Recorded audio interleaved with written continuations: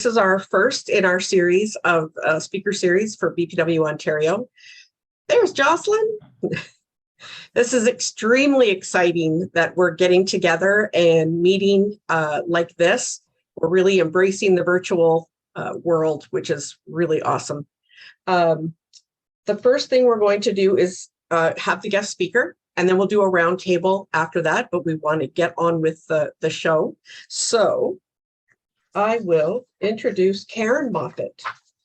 Karen Moffatt completed a rewarding and diverse 30-plus year career in the field of law enforcement with the Ontario Provincial Police, having managed and led various portfolios and retiring at the rank of inspector with that agency. Throughout her policing career and into retirement, Karen has held several boards of directors positions with not-for-profit agencies, serving youth in trouble with the law and victims of crime and tragic circumstances. She continues to volunteer on a local board of directors and is the current past chair of Victim Service of Middlesex, London. After retiring from the OPP, Karen held the position of instructor at Westerville College in London, Ontario, teaching in the Police Foundation program. She also purchased her own gift basket business, and as a business owner, Karen was interested in various networking groups in the area, and this is where she discovered and became a member of the Business and Professional Women, the organization in London, for very many years. Karen is now involved in the new Ontario-wide initiative known as SafePet, which supports domestic violence victims. Karen will be presenting the details of this initiative to BPW tonight. So welcome, Karen. I'm going to share my screen. She has a document that she'd like us to look at while she is talking. Perfect. Thanks so much. Thank you, Anne, for the introduction. And thank you, BPW Ontario, for the invitation to present a topic that is near and dear to me. Having been in law enforcement for 30 plus years and currently being on the board of directors for Victim Services here in London, I've been assisting victims of tragic circumstances and crime for decades. And for me to be addressing a group of professional women from across the province tonight, it's such a perfect audience to engage with regard to the SafePet program. On the split screen, you'll see the headings that I'll be addressing. They are in sequential order of how I'll be presenting. And I'll get right into what is SafePet Ontario. Many of you, I don't think, would have heard about SafePet yet. It's a fairly new initiative. It's about 4 years old now. It's an organization that assists victims who are fleeing situations of domestic violence, in particular when the victims have pets. SafePet provides veterinary care, foster placement for the duration of the victim's transition to safety. SafePet was initially a province-wide initiative, and it was launched in 2017 by the Ontario Veterinary Medical Association, the OVMA, because they identified the need for this type of an initiative. And what's happened now, SafePet Ontario is no longer an initiative, but not to worry, it's actually transitioned to an independent agency endorsed by the OVMA, and it continues to operate throughout the province of Ontario. It is run by a team of volunteers, which currently includes an executive director and several lead volunteers. An interesting stat is that the SafePet program assisted almost 300 clients in its first full year of operation. So we were quite happy at that time that the awareness and the word about SafePet was getting out to the women's shelters, to police, and they were referring actively to us at that time, which we were quite happy about. Why does it exist? SafePet's main function is to eliminate barriers for victims of domestic violence. And this ensures a safe place for their pets when they relocate to a safe environment themselves. It addresses a major gap that currently exists in our communities, with the goal of getting both pets and people to safety sooner. Some of the facts I'd like to share with you is that many people in abusive environments will not leave the abusive situation if they cannot take their pet with them to safety. Abusers will also use pets who are left behind to coerce and control their human victims and convince them to return to that dangerous environment. Pets are threatened, they're physically harmed, or may be killed by the aggressor to control human victims. Victims who stay with the abuser become human shields to protect their pets from direct physical harm. Many human shelters are unable to house pets on site, so there are very few options for victims to stay together with their pets. Those numbers and that awareness from the women's shelters, like they're well aware of this situation. There are many now that are looking strategically to changing things and changing their structures in order to accommodate pets. And so we know that it's looking good that way in the future, that they can assist more victims of domestic violence. But right now, the number of shelters that are able to house pets is still quite low. I'm going to get into a little bit of the research in the Canadian statistics. Dr. Amy Fitzgerald, she completed a project in 2014, and I believe that project was of great interest to the OVMA because they initiated the SafePet initiative in 2017. So I think that study really corresponds appropriately with that interest that OVMA had for this initiative. She completed the project in 2014, and it was conducted by a research group. The group was called Animal and Interpersonal Abuse Research Group for the University of Windsor. So it is a local study in the province here. And what I've got as well, I had a discussion with Anne earlier today, and I will be sharing that presentation with this group.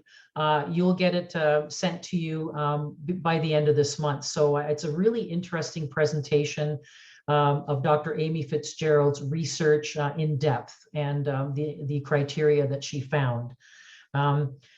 Some other statistics to share with you, and these are from Dr. Fitzgerald's research, but also from Stats Canada and also some policing stats here included. Every 6 days in Canada, a woman is killed by her intimate partner. On average, a victim is abused 12 times before the victim leaves for safety. Animal abuse is not normal. 56% of domestic violence victims delayed leaving due to the fear for their pet safety. Oh, that means over half of these victims remained in that unsafe environment just because of their pets. They were in such fear of the consequences for their pets.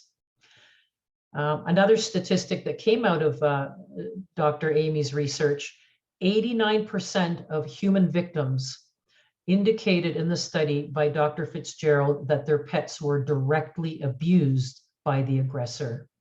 This means that the majority of pets coming into our care at SafePet Ontario have also been victimized and traumatized. All the more reason to ensure that they are coming to a comfortable, relaxed, and safe environment here at SafePet Ontario. Why SafePet matters? SafePet removes a significant barrier for victims. When the victim has the option to take their pet with them to safety, they're more likely to leave and commit to their transition to safety. This stops the cycle of abuse. It stops it in its tracks. Intimate partner violence, or domestic violence as it's also known as, increases over time. It does not decrease. Some of the statistics from victim services I'd like to share with you as well. Domestic violence statistics. Over the last 8 years that I've been a member of the board of directors for victim services in London, domestic violence statistics are continually the second highest statistic every single month. And it did increase significantly once again during COVID. It's second only to traumatic circumstances, which is typically the top statistic every year. Criminal offenses that are connected to domestic violence include assault, sexual assault, criminal harassment, stalking, wounding, attempted murder, and murder. These are some of the criminal charges that come as a result of domestic violence occurrences that are attended to by police. How can victims access SafePet services? Online at safepet.ca, the victim can click on the Seeking Assistance tab and fill out an application online in about 15 minutes. So the timing, it's a short period of time. It lets us know at SafePet Ontario that there is a victim seeking assistance. And there are two common scenarios that we do typically see. Sometimes we have a victim who is planning to leave, and part of her planning is touching base with us, filling out the application ahead of time, and letting us know that they're going to need assistance with the care of their pet.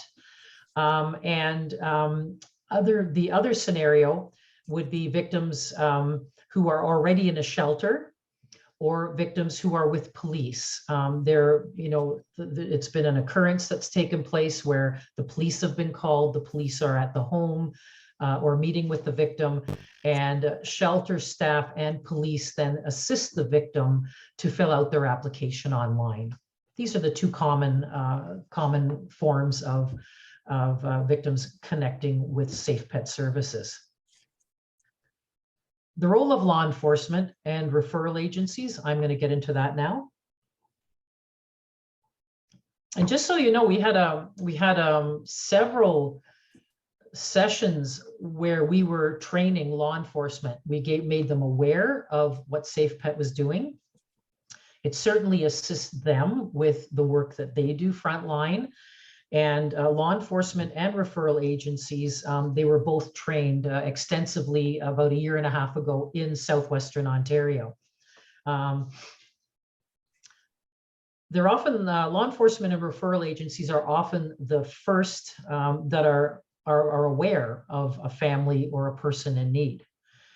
And SafePet and first responders also work together with the humane societies, local humane societies across the province, and animal control to provide emergency drop-off locations in case of an urgent situation. For example, 3 in the morning, there is a call that comes in. It's in regards to a domestic violence call, and police are called. They show up at the scene.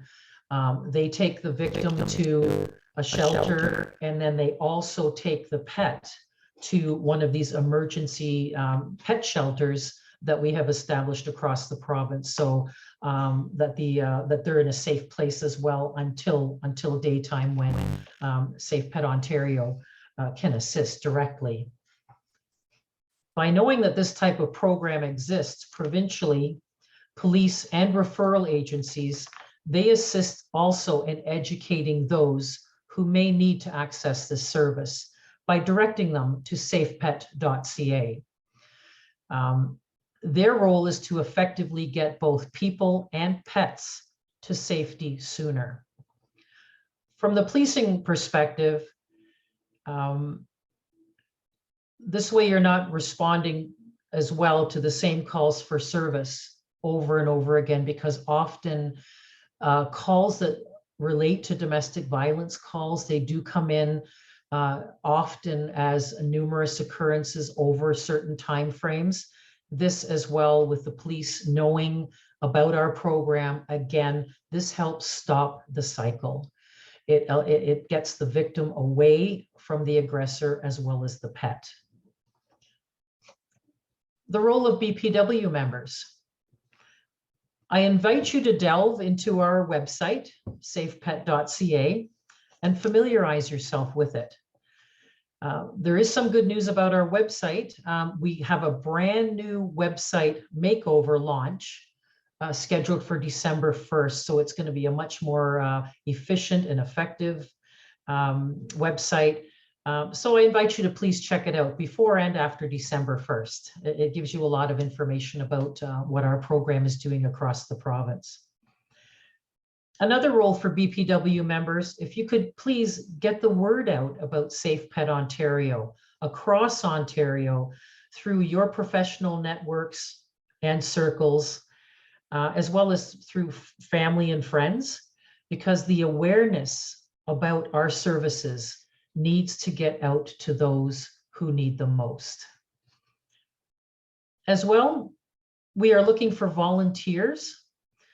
Foster family volunteers, whether you currently own a pet or not.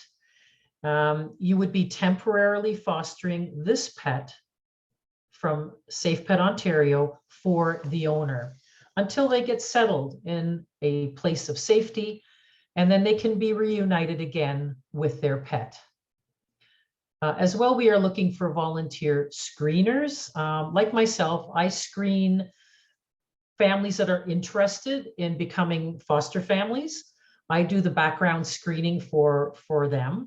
And I'm currently doing it. It's an administrative type of position, but it's really working well to establish and do good, thorough background checks, which I'll get into shortly, what that looks like in regards to foster families that are interested in volunteering for SafePet.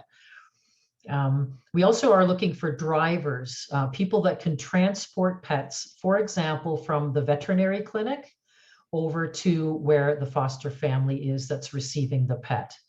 So those are just some areas for you to consider from a volunteer perspective. These are some of the areas that we do need more volunteers in. What you need to know.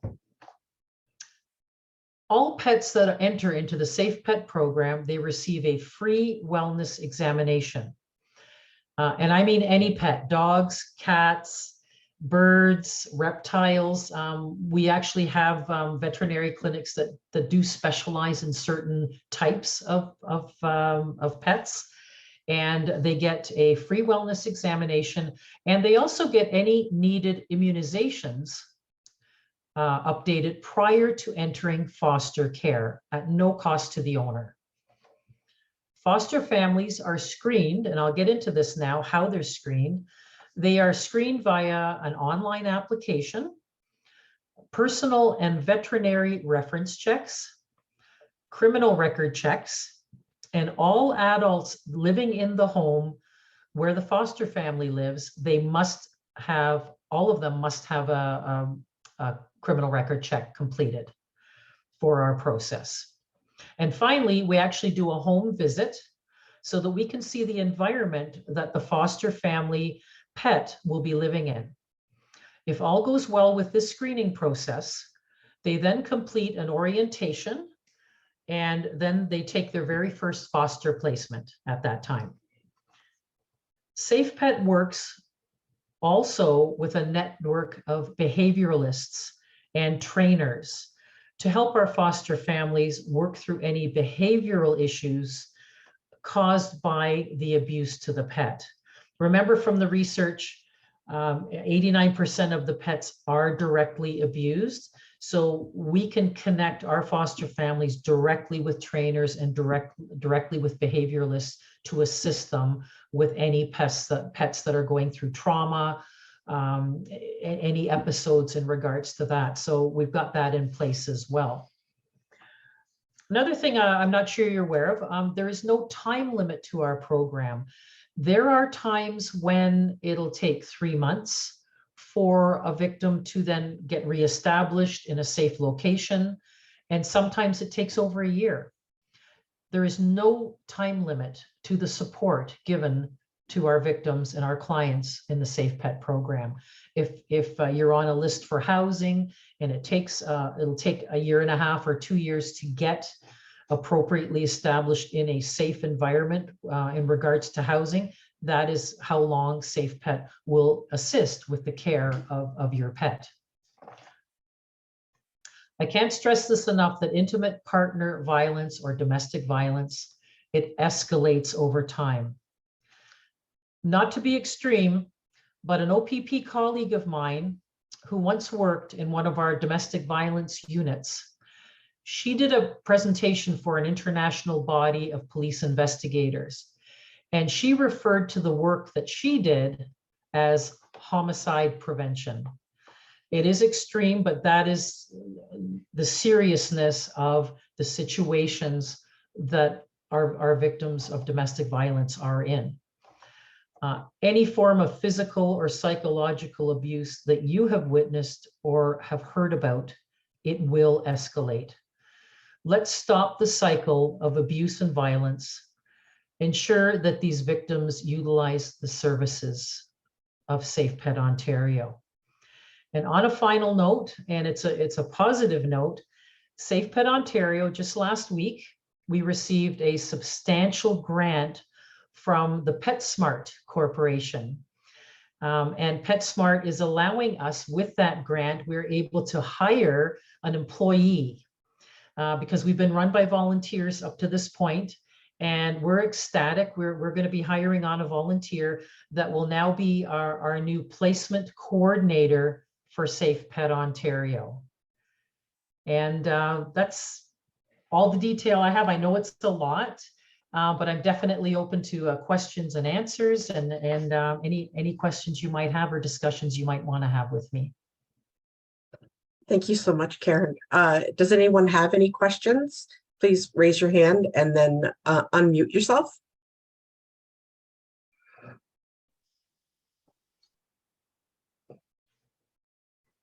Doesn't look like we have any questions. Oh, Toby Toth. Yeah. Hi, Toby here, and I'm out of Hastings and Prince Edward, and I'm just curious which areas or which, if there's a map, perhaps this is something I'll find on your website, of which drop-off locations there are, or where do you see the most clients? And I'm guessing that's a density issue, but could you talk to us a little bit about kind of where in the province it's operating? And my follow-on question is this something that is being looked at for going outside of the boundaries, political boundaries of the province of Ontario to branch into other areas?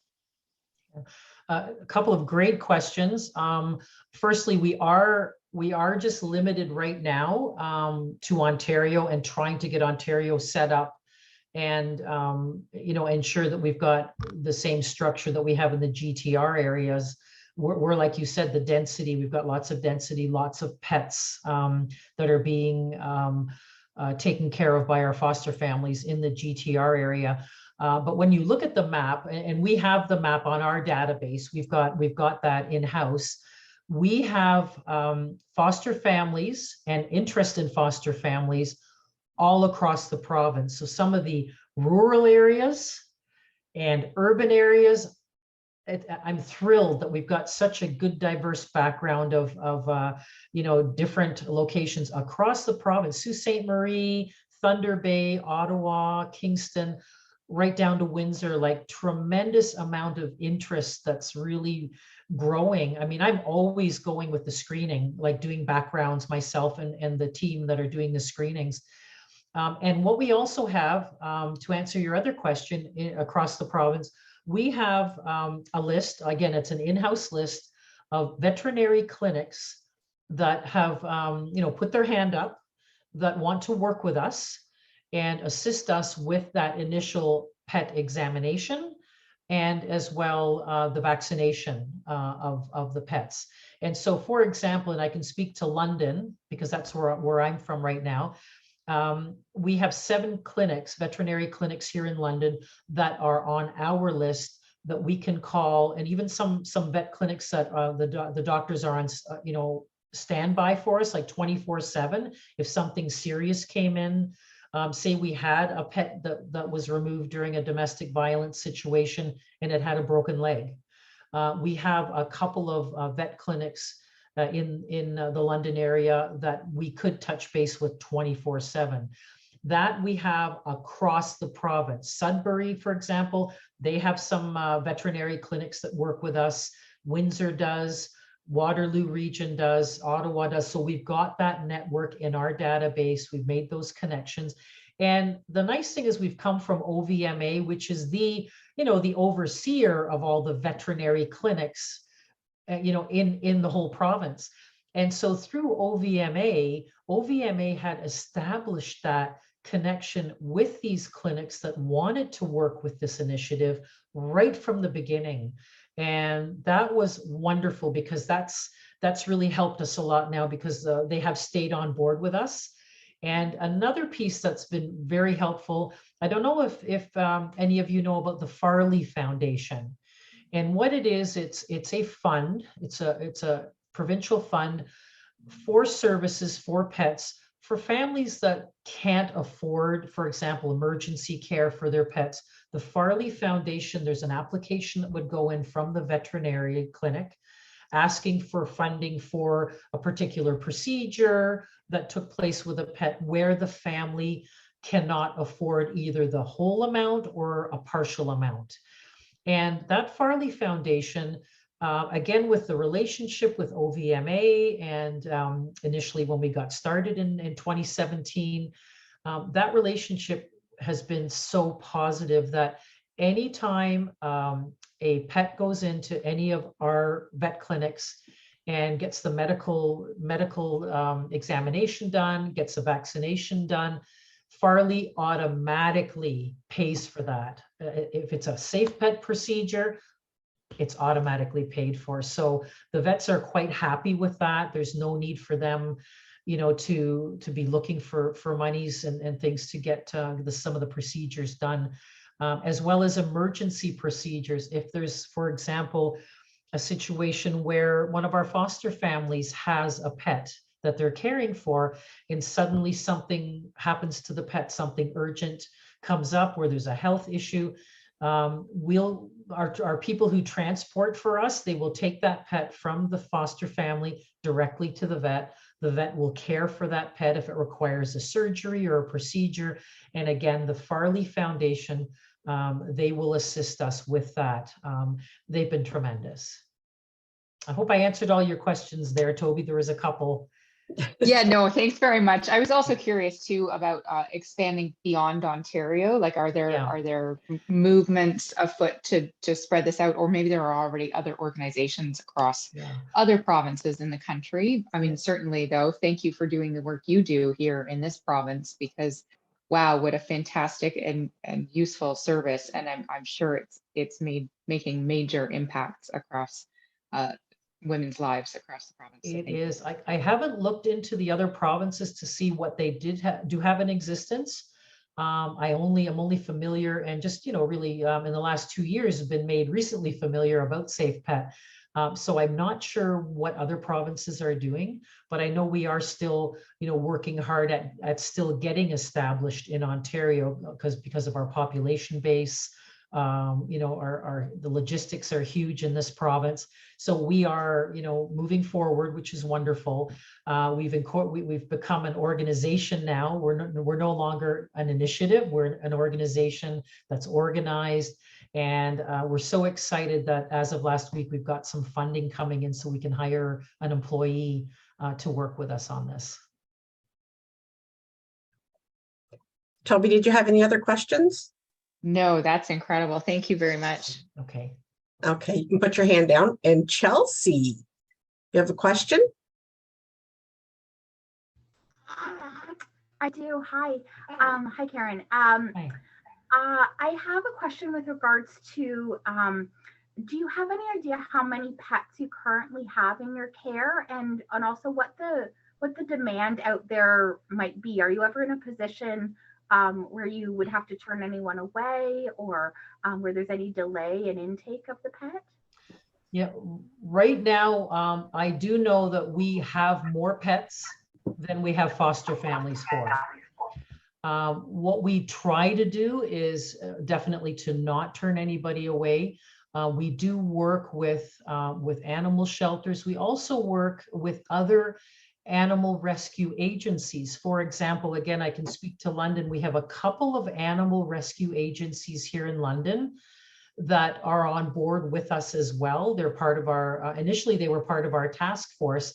And so if we end up not being able to find a foster family for a particular type of pet, and they have some availability, they'll work with us. So it's really nice to have some of these other pet agencies locally. And these pet agencies, they are established across the province too, right? Pretty well every larger city will have a couple of pet rescue agencies there. And animal shelters, they work with us. We've got some animal shelters that will assist and will house a pet for us for either several days or sometimes when they're not too full, a couple of weeks to help us out until we can find a foster family. So yeah, we're definitely at this point right now, we've got more pets coming in than we have foster families. Great, thank you for that. I also have another question Yeah. with regards to, is there any communication, say, between the victim and the foster families, or is there any way for them to get updates about how their pet is doing? Yes, absolutely. And that's a great question. There's never contact between the foster family and the vet and that. But what we do is, and the owners quite often, they will want like a weekly report or a photo or a text or an email on how their pet's doing. So the foster family who's caring for the pet, they'll either take a photo or give us some information on the pet for that week and what they were up to and what they were doing. They will forward that information to one of our SafePet foster coordinators, and the foster coordinator will then take that information and then send it directly to the owner. And so, and if the owner requests, is it okay if I can have this weekly? Absolutely. So we keep the owner in the loop with what's happening with their pet, as often or as little as what their preference is. And it's worked out very well. Like technology's been really good for that with us. They can get photos. It's really nice to be able to do that. And it gives them peace of mind knowing that the pet's still doing quite well. Did you get all your questions answered, Chelsea? I did. Thank you so much, Karen. Excellent. Thank you. You can put your hand down. I do have a question. I see no one else has. Oh, and Nickley, she's got her hand up. Well, I have more of a comment than a question because, first of all, I have never heard of you before. You're SafePet, and I think it's pretty phenomenal, really. Years ago, my husband did a program for victims and whatever, and it was called PS We Care. And what I found really interesting is that since this program was done, there's not an awful lot of changes in the statistics as to, like that's kind of scary. This is like 30 years ago. Yes. And we've still got 12 abuses before they leave. Mm-hmm. And I'm hoping that the fact sometimes they don't leave because the pet's there, maybe it'll improve the statistic. I mean, it's got to go down. It just has to. Yeah. I mean, this is really, really bad. So I wish you all the good things that can happen with your program. And I think it's wonderful that you're doing it, that, it can't do any harm, that's for sure. The other interesting thing I think was your Farley Foundation. Yeah. I don't know what it's named after, but there's a dog named Farley in the comic strip called For Better or Worse. Have you ever seen that? Yes, and I think that's probably a connection there, how it originated. That's kind of what I I wondered. think there's a connection, yes. Yeah. I don't know the history though. Yeah, well, I'm a big fan of the comics, so Anyway, so keep up the good work, and Thank you. I can't even make any more suggestions. I'm sure you've thought of just about everything you can possibly do. And now all you need is more help, I'm sure. Yeah, and it's groups like yours here, BPW, like for us to be here in this forum this evening, just to get the word out so that you are aware of it. It is a fairly new program when you think about it. You know, 2017, when it all got started, it took about a year to get that database set up and to get everything organized and processes and procedures and forms filled out, because you know the owners have to fill out a certain form that allows SafePet to temporarily, you know, house the pet on their behalf. So there's a lot of official and legal documentation that had to be developed. So it took about a year. So we're into 2018, and it was 2018 where the actual program started operationally. Oh, wow. And yeah, so from 18 to 19, it's that year where I mentioned we had about just under 300, we had about 297 clients we served in that 1 year, and that was in our first year. And so the awareness was starting to grow, and then of course COVID hit, and that caused, you know, like a real change. There was like domestic violence calls went up. It was difficult for us to recruit more fosters at that time because of the situation. So now we're at a point where we are like back on our feet again, moving forward. We're now, for example, we've taken on a couple of COVID related processes. You know, the home visit I was telling you about, when we go to screen a foster family, we would do a home visit. We're now doing virtual home visits, where I speak to the foster family via FaceTime or WhatsApp applications on their phone and my phone, and they show me and give me a tour of their house and their backyard from their phone. So we've been doing that since COVID, and actually we continue to do it today because it just makes it a lot easier for me. I can actually screen many more people in a 1 week period than I would if I had to go to their homes, right? Because they live in Ontario. Absolutely. Yeah, so there's a couple of efficiencies we've been able to bring in and keep. So we really haven't been around that long, Anne, and that's why, you know, it's so important to talk to groups like BPW, to let you know we're here, to spread the word, because it's such a good program to take away that barrier. Like I was amazed at that research that was done that said 56% of women, they don't leave the abusive environment because they're in fear of what's going to happen to their pet. Yeah. Like I couldn't believe that stat. That's over half. Yeah. I don't think that would have been a statistic of any kind when we first started this program. Like, as I said, it was 30 years ago. It did some good, but not much. Like, when I say not much, I mean the statistics didn't change a lot. I'm sure it helped, like you are, it helped many women for sure. Yeah. But it's scary. It's just frightening how this happens, and why I'm just blown away by why it's allowed to continue. Like, there has to be something, but I don't know what it is. I think we all have to come together. Like, and I'm talking the police, the court system, supports like SafePet, women's shelters.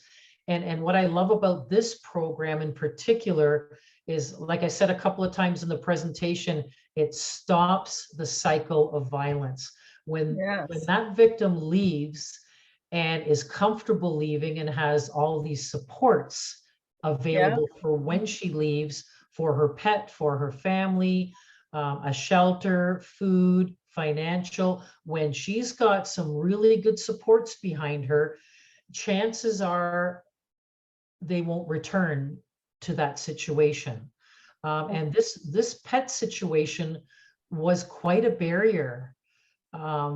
because a figure too, like most of our pets they're our fur babies, right? They're like our children. Yeah. And they're precious, and they've loved us unconditionally through everything we've gone through.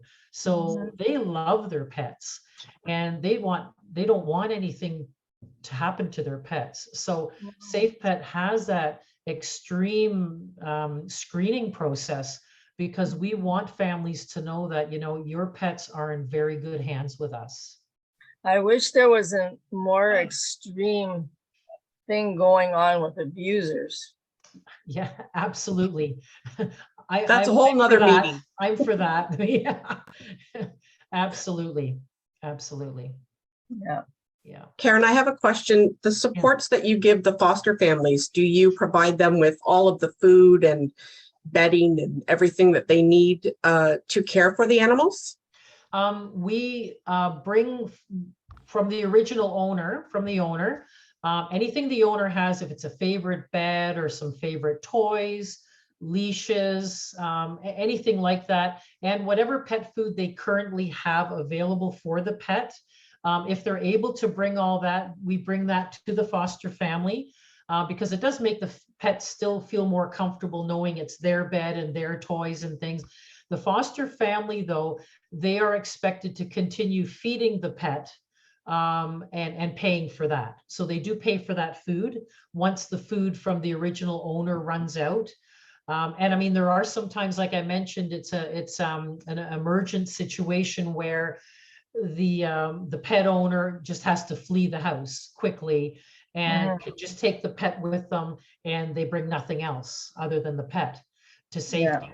And so we will touch base to see if we can through Farley and maybe through some other local, some of our local animal shelters and animal care agencies. Some of them do have toys and beds and things that they already have been donated to them. So we will ask if we can get those. But the food is actually something that the foster family will have to pay for ongoing. But like I said, any veterinary care that comes up, we take care of that at no cost to the owner or the foster family. Okay. Well, thank you so much. This is, when Heather brought it to our attention, it was, at first it was like, what? And it never even crossed my mind that that could be a barrier, but I have a cat and a dog, and you'd be hard pressed to get me to not leave with them. So I completely get it. And thank you. We will spread the word. This video will be shared on YouTube. We have social media that we can share your information on. So we will definitely share it. Thank you so much for taking the time with us tonight. Oh, and a special thank you to BPW Ontario, you know, for your interest in this topic and for having me here to speak to this group. It's so nice to be together with your group again. Well, you'll have to come back.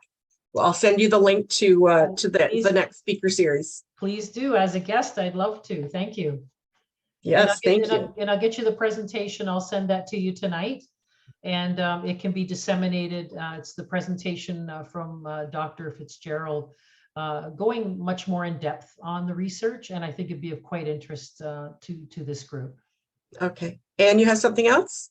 I just want to say thanks to Nancy Broers for all the work she did for getting all this stuff together. She's an amazing woman, I tell you. That's why I asked her. I knew she'd get it done. That's right. Can't worry. Yes. You'll never have to worry about that. Yeah. So Karen, you're free. Everyone is free to stay on. We're going to just do a little bit of a roundtable and some updates, information sharing amongst the clubs. Yes. So you're free to stay or go if you have something that you have to do. I'll head out and I'm going to get that document ready for you and I'll send it to you. And I'll probably log out now. Okay, thank you. Thank you again. Okay, thank you. Yes. Take care. Thanks again for having me. Thank you. So in my rush to get Karen to speak, I forgot to do the collect and everything else. So my bad. We are going to have the And we've got the inclusion, diversity, equity, and access, and the land acknowledgement. And I have asked Toby Toth to read this for us. So Toby. Yes, absolutely. Thanks. And do you have that up on the screen for folks to see, Anne? Is that something we can Yes, I transition to? Yes, I Thank do. you. There. Can you see it now? Yeah. Okay. In the spirit of truth and reconciliation, BPW Ontario members acknowledge that we gather on the traditional lands of the Haudenosaunee, Ojibwe, Chippewa, Anishinaabe, Attawandaron, Wendat, Huron-Wendat, Mississaugas of the New Credit, there's a couple that I'm not used to saying, and I'm trying not to make a mess of them. Atikamek-Sheng, Anishinaabe, Métis, and Inuit peoples. We're grateful for the opportunity to work with Indigenous peoples who continue to live in these lands to create a safer and more abundant future for all women and girls. BPW Ontario welcomes all people who identify as women, regardless of race, religion, age, nationality, citizenship, geographic location, ability, marital status, socioeconomic status, education, sexual orientation, or gender identity, and is committed to providing an inclusive, welcoming, and empowering environment for all members. May we see, and that's the collect. I'll stop there for a moment and breathe. And I've asked Karen Gujarat to read the club collect for us. Hello, everybody.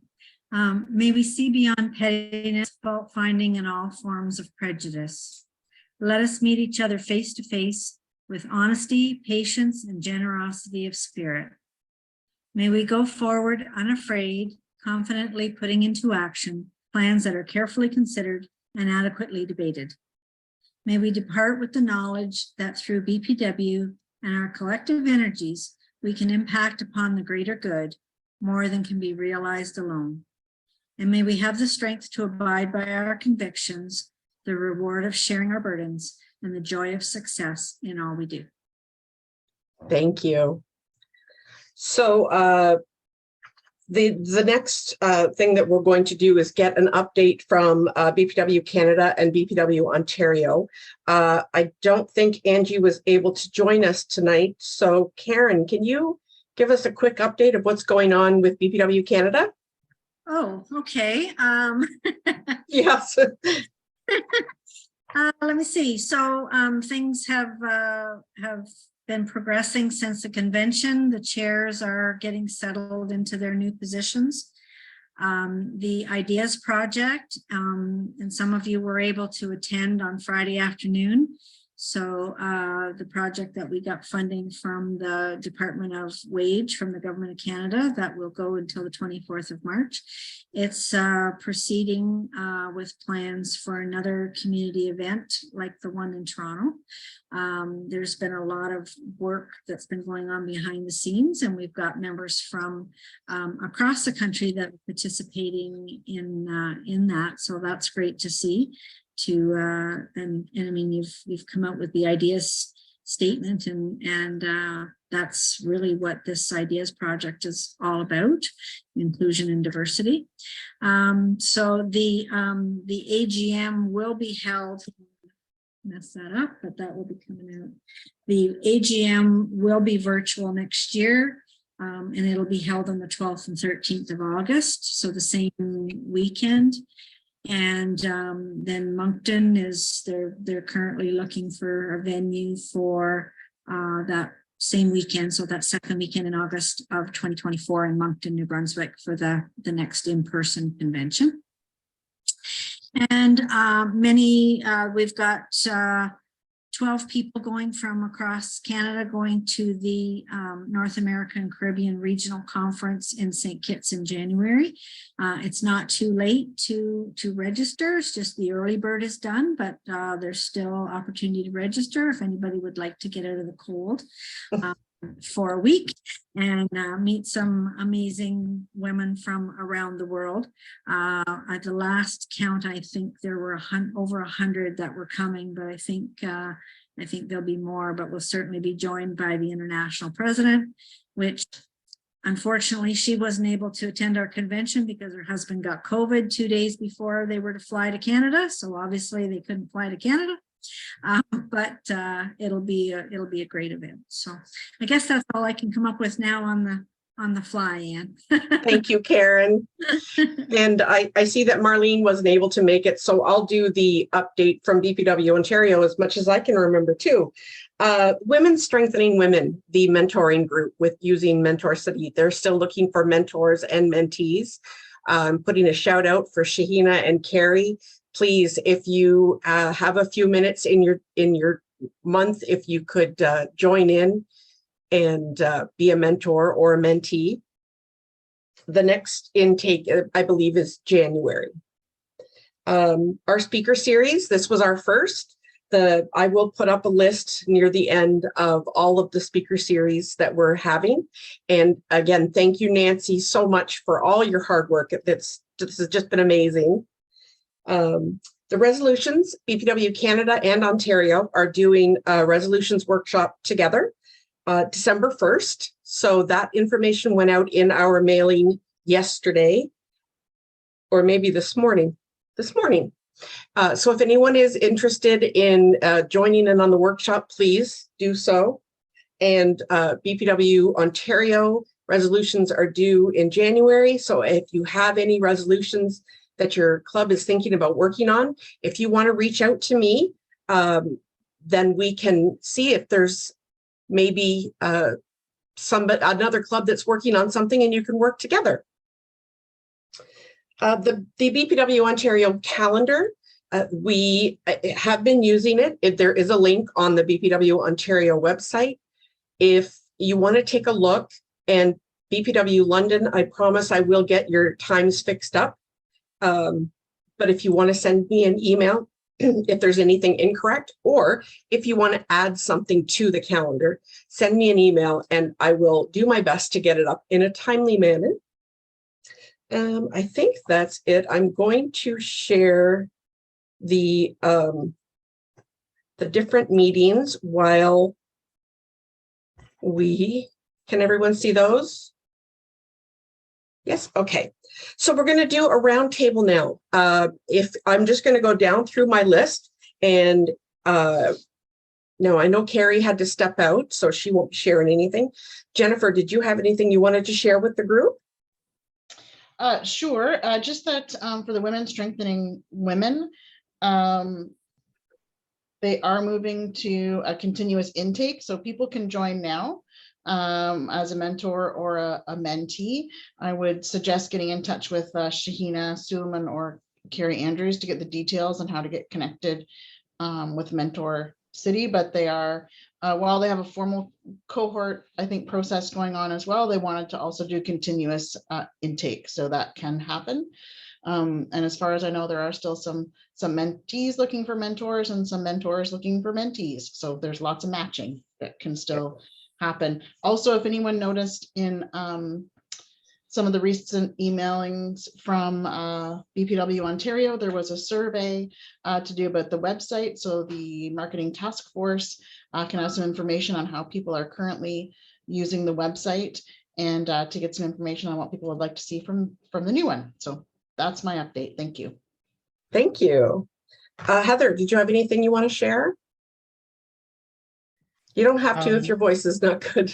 Well, it's not there. So we had a meeting yesterday in Kingston with some very amazing women. And so we're hoping to start working towards making that happen. So very excited about that. Very good. I don't think Julie Watson is still on. Jocelyn, did you have anything you want to share with us? Yes, this coming Friday, we're hosting a fundraiser and it is available to anyone. And you can register at our website. And also, we're having a speaker next Wednesday, not this Wednesday, but in a week. And it's a very interesting topic. So Nancy, would you like to say something?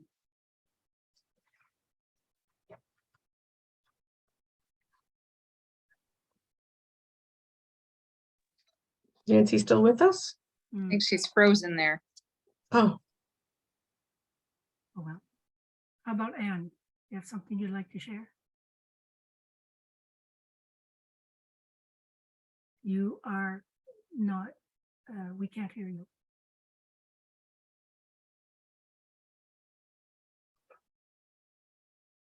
And you're muted.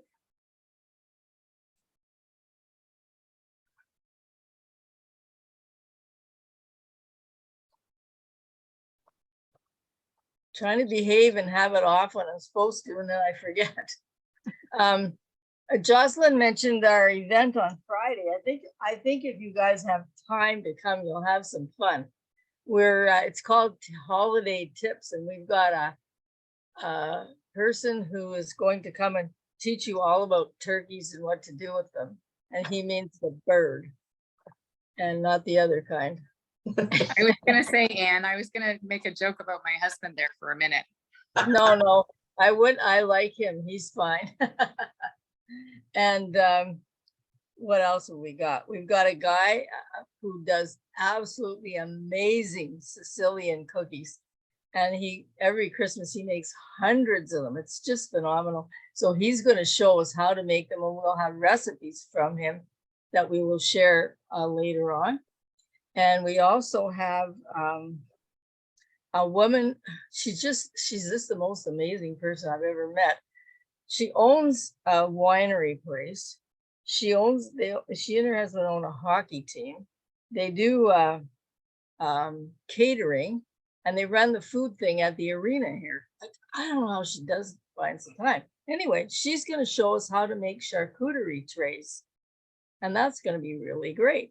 And who's the other? Oh, and then we have our winemaker who's going to talk about wine pairing, which I think is going to be fascinating. So if you have time, it's only $10 and it's a charitable thing. And I think it'll be fun. It's Friday. And if anybody wants information how to get in there, just let me know and I'll send it to you. Okay? the information was actually sent out in the mailing this morning, so you can click on the link and log in that or register that way. Or you Yes, can you register can. with the link in the chat that I just put there. Oh, good, Yes. thank you. Good job. Is there a non-member price? Can we invite friends who are not Yes. BPW to come along? You can Absolutely. invite anybody you want. It's open to the public. It's $10 for anybody. Wonderful, thank you. You're welcome. Mhm. Catherine, do you have anything you want to share?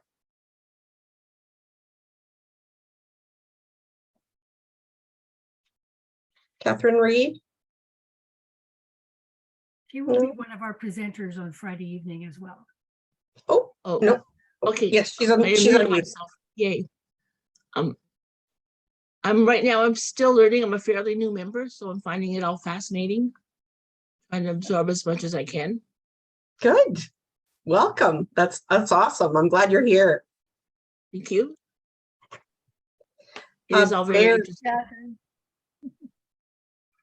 I think BPW Barry left as well, so I was going to ask them if they wanted to pitch in, but well, Karen Gougeray, you've had your time, but is there anything else? Oh, she's got her hand up. I forgot to mention that Commission of the Status of Women 67 will be held March the 6th to 15th, I think. And it's going to be a hybrid event this time around. The call will be going out, I think, in our newsletter or around the first part of December for delegates. But because we can be there in person and there will be people attending in person, there will be looking for delegates that will be able to go to New York City. But I don't expect we'll have have the whole realm going to New York. So applications will be available to be a delegate. Nonetheless, anyone can attend the parallel events that happen over the 2 weeks. We've applied to host a parallel event, so we'll know the first part of January if we've been approved or not. But you know, keep an eye out. There will be information coming, and the priority theme is really around women in technology, and which is really important these days. And so when you look at a lot of people that don't have access to the technology, how do their kids have school? How do they do school? How are they communicating, and how are they learning, and so on? So there'll be some really great events happening over those 2 weeks. So keep an eye. It doesn't cost you anything, and you can do it from the comfort of your home. Or if you can go to New York City for part of the 2 weeks, it'll be pretty amazing there to see probably upwards to 5,000 to 8,000 women there, all for the same cause. So thank you. I think Chelsea has left. And Toby, did you have anything to add? Oh, Nancy, you're active again. Nancy, join us. Unmute yourself.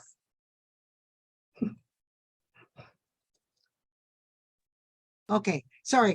I keep popping in and out. Weather out here in the boonies, you know, our internet's always kind of dicey. But I did want to say, please, if you get a chance to come to our holiday hosting hint workshop, do come. I've been working frantically all week. I am compiling a recipe book with a whole bunch of really neat appetizers. So savories and sweets going to be in the, and every recipe takes a full page. It's got a nice color picture of the end result. It's got all the directions on it. So if I'm going to put all that work in, I'd like someone to have it. So that comes along with the price of the donation, that $10 donation. You'll get a booklet, an e-booklet as well that you can download. And I hope that you'll enjoy my choices. I've always been known for when I used to have a lot of parties to have all these appetizers that I used to make up. I always found that quite fun. So I'm putting them in my book.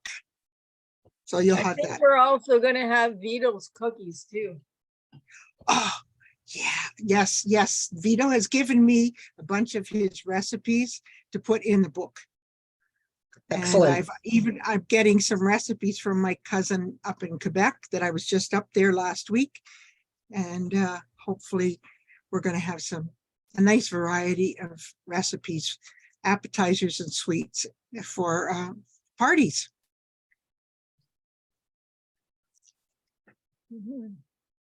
All right. I'm trying to stop. There we go. Jocelyn just asked me to stop sharing, and I figured it out. Awesome. Thank you. All right. And Toby, is there anything you want to add? Well, I was just going to mention that our club at Hastings and Prince Edward have worked with a wonderful lady in the area who does t-shirts and masks and whatnot. And I know some folks have availed themselves of her supplies in the past, and it's not official club swag. We're not making any money off of them for our club as a fundraiser, but she does a mighty fine job. And so if any ladies had not yet had an opportunity to purchase either masks or t-shirts and would like to, I would love to be able to continue to support her business. I can say that I am impressed with the combination that she pulled off for the t-shirts, which we just went with a black t-shirt and the white print. The logo ends up on the top left chest, and across the back it says business and professional women.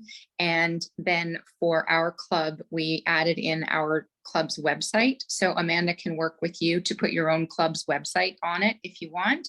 This time of year it gets a little chilly, but I find with a long sleeve shirt underneath, my t-shirt goes a long way through the seasons.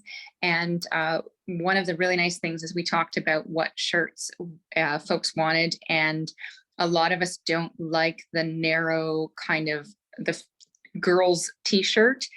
We like a straight cut shirt, but the challenge with that is normally that comes in a men's shirt, and I use the air quotes because you know why. But she's done a nice job of finding a V-neck shirt.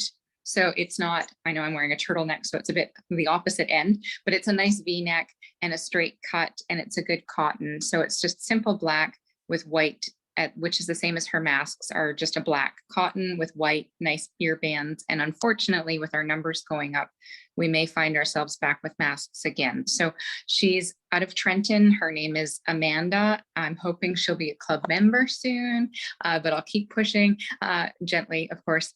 But Amanda makes, and oh, there's a mask there. Thank you, Heather.